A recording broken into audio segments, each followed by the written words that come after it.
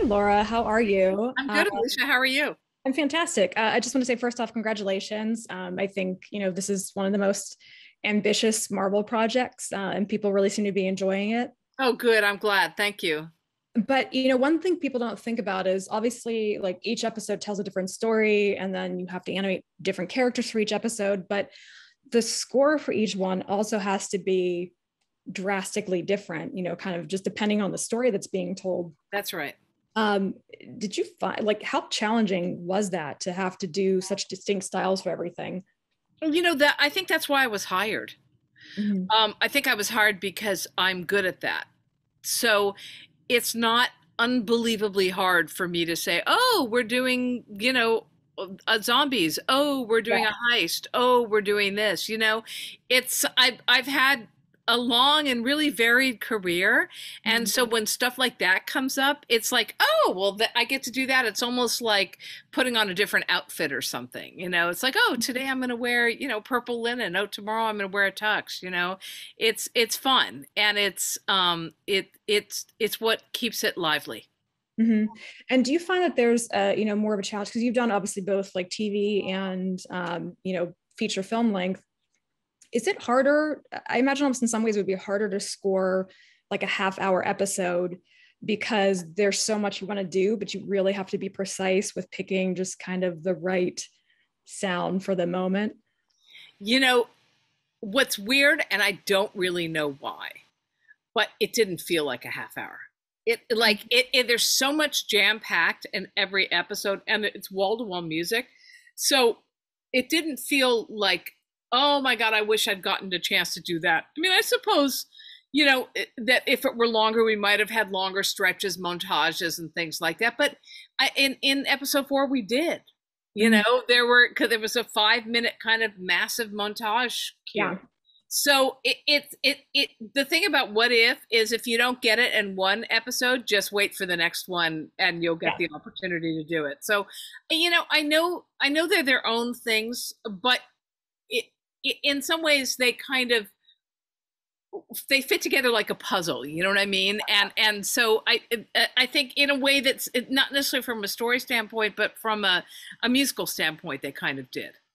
Yeah, I imagine it's the kind of musical kind of complement to the fact that all of the Marvel movies are kind of visually they look different, but they still all feel like they fit into the same universe. Like you can Right. look at something and know it's a Marvel movie, even if Right. it's completely different as Guardians of the Galaxy from Winter Soldier. Right, right. I think that that's true. I think there's a feel and a look and a kind of at least a general sound that is orchestral. Like they're movies. They're big movies, and I think that that's what we did. We made our own big movies in little packages. Mm-hmm. I think so far, episode 4 is my favorite. The music at the end is heartbreaking. Like it's beautiful. Did you have an episode that was your favorite to score?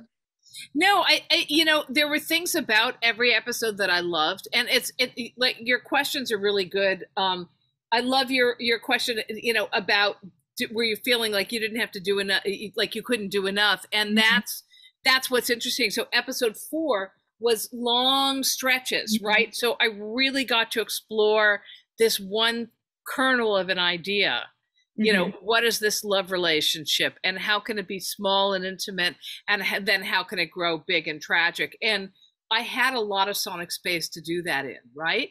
Episode 1, I didn't, I had to like boom, boom, boom. It wasn't like that. There weren't long stretches. This happened, and then that happened, and then this person shows up, and then so and so appears, and then you're in a fight sequence. And so Mm-hmm. it was much more like this kind of, switching back and forth between a lot of different things. Then you're in a bar, then it's 40s music, and now we're back to the war movie, and oh, there's Hydra, and there's so there's that. And then in 2, there was just a lot of stuff going on. We had the whole Guardians of the Galaxy thing. We had Wakanda.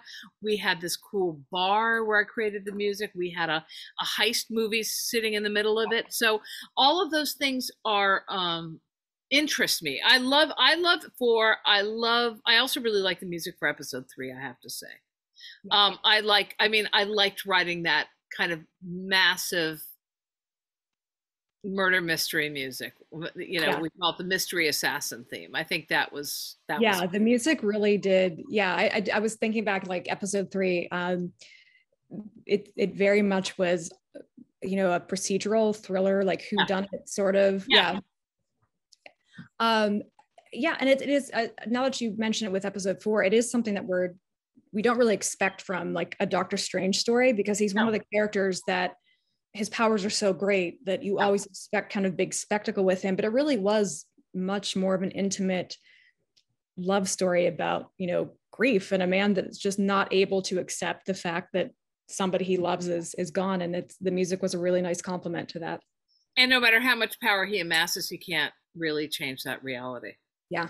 And did you find that, you know, with composing, you know, especially for episode 4, that, because I would imagine that, you know, because again, the surface kind of appearance you think of Doctor Strange is going big and going bombastic, but the story was really intimate. So did you find that you had to kind of readjust your thinking when you were scoring it to fit the tone better? No, I think that on that one, it wasn't so much about Doctor Strange, but more about telling this particular story. Mm-hmm. So it wasn't about what you think of when you think of the films. I mean, we use the harpsichord, so that takes you, but it was much more about process and about how he was trying to capture something that he could not capture. And so I think good film scoring and good storytelling does that. It doesn't matter what you think it should be. It's about what it's about. And you have to have clarity in that, in your vision for the project. When you were, you know, kind of getting involved in the process, does it work, you know, very differently than live action? Because I know, like, for example, editors work very differently in animation than they do in live action. Do you come into the kind of the, you know, process much earlier than live action with animation?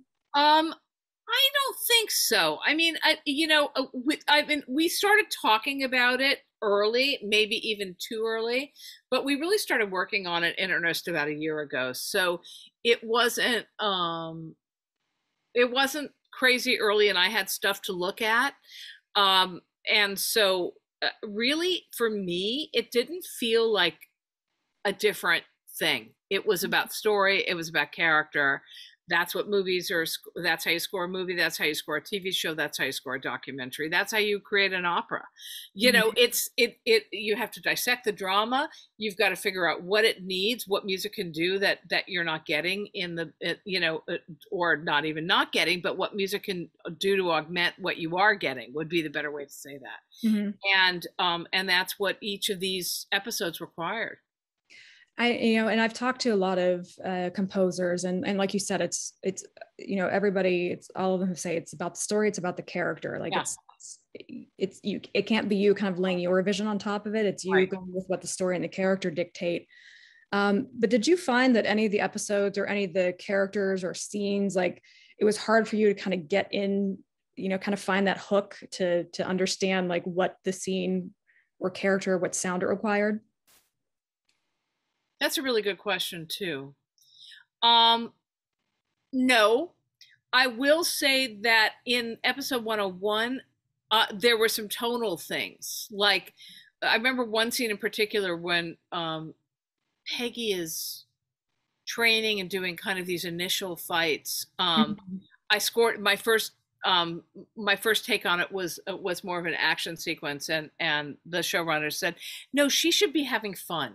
You know, so it's like, oh, okay, I see what you mean. So that sometimes you'll come at something that you interpret a scene tonally differently. But I have to say, once we got going, that really did not happen that much. It was mostly fine things, like things that I might miss, little things, and little things that came into view as the animation got more and more done. So, you know, certain things when you're working early on, you literally don't quite see it.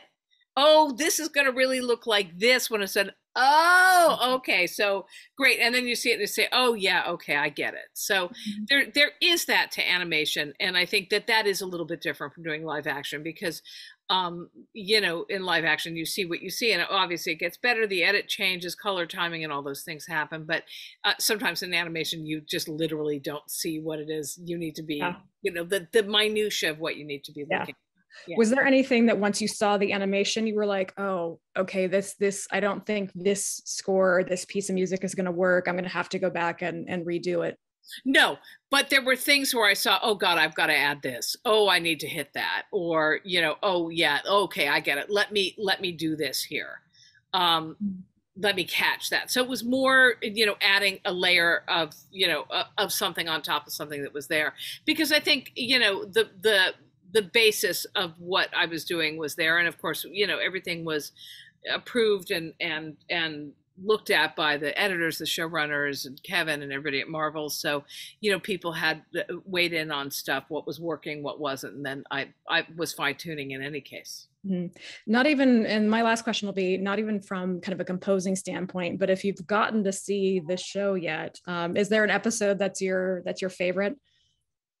No, I can't say there is. And I would say there are sections of every episode that I love. You know, I loved doing the heist music. I loved doing the bar music in 2. I loved doing that, you know, building the very, very end of 4 was really amazing. Building that tribute for Chadwick was very touching and hard and meaningful. I love the mystery assassin theme in episode 3. I think it's really fun and kind of modernist and different and, you know, weird. So yeah, I mean, every episode has something in it where I say, oh, and it's funny because for the soundtrack, I've been asked to sort of pick out the iconic cue, what I think the cue is for the episode. And so I've been thinking about that, you know, I'll pick one cue and I'll say, oh no, this is the one that I think really my best work in this particular episode. That's really cool.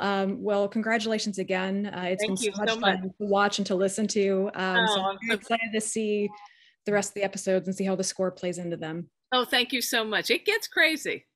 It already is. So I'm looking forward to it.